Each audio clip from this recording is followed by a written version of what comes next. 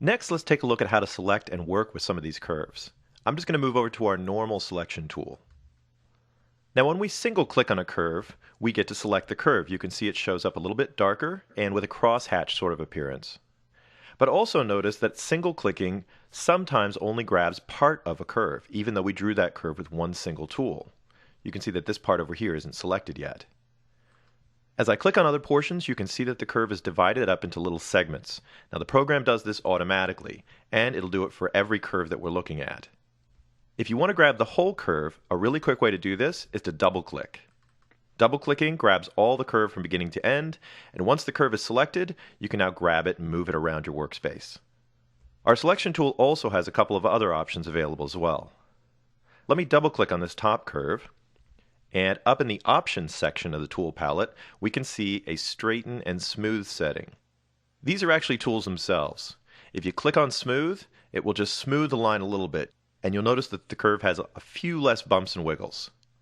If you want more smoothing, you can just click More. And of course, if you overdo it, you can always use Undo. Now we saw earlier how to reshape the curve using the Subselection tool to access the points and handles, but there's actually an easier way using the Normal Selection tool. When a curve is selected, you can move it around and of course smooth or straighten it, but when a curve is deselected, you can reshape it. Now let me just click off in an empty area of my workspace.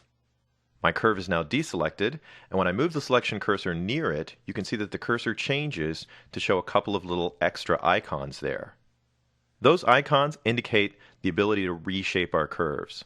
All I have to do is click on the curve and drag it around.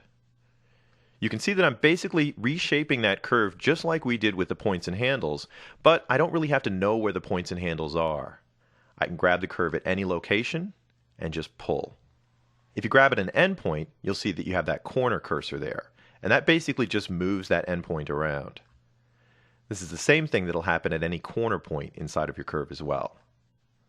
Now we can do this with any shape. We can do it with ones created with the pencil tool or with the pen tool. And we can even reshape straight line segments as well.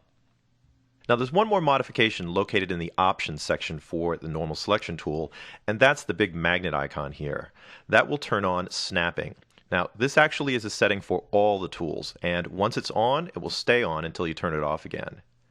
With snapping, you can grab a hold of something, like the endpoint of this line here, and you'll notice that it has a little circle indicated on it. If I get near to another object, that circle will grow big and it'll snap, giving me a nice, clean, precise connection between those two lines. You can even use snapping in the middle of a line. I'll grab this corner point and drag it down and snap it to this one, and that basically eliminates that section that was in the middle of those two.